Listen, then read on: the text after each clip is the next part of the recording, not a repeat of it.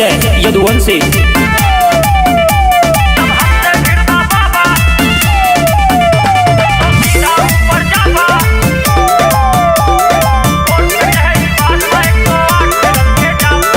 खेला यार पार होए फिर चाहे जौन सरकार होए, निकले AK-47 चांदी के तलवार होए।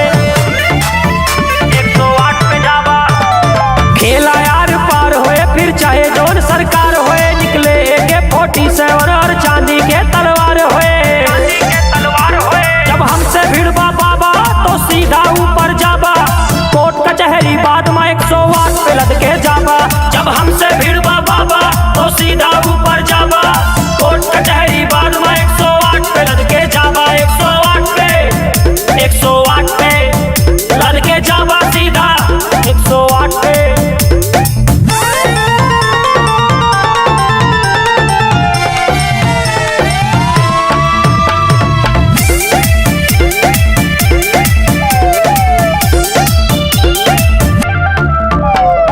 गाड़ी के तू दाम बतावा, टोल पे हमर नाम बतावा, जे केहू पूछे कारोबार काला कारोबार बतावा।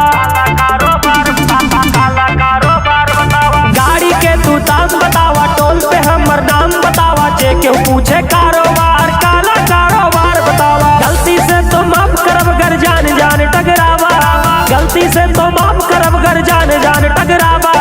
कोर्ट कचहरी बाद में 108 पे लद के जाबा।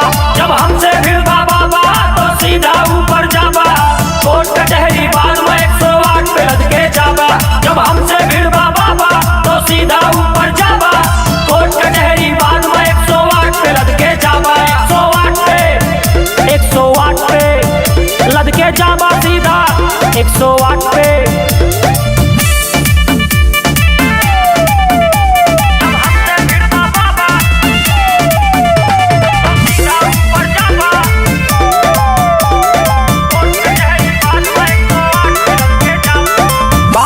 परिवार पे हमरे पड़ जाबा फिर आफत में, रुपया बंगला मिल जाए पर मिले न जिगर विरासत में।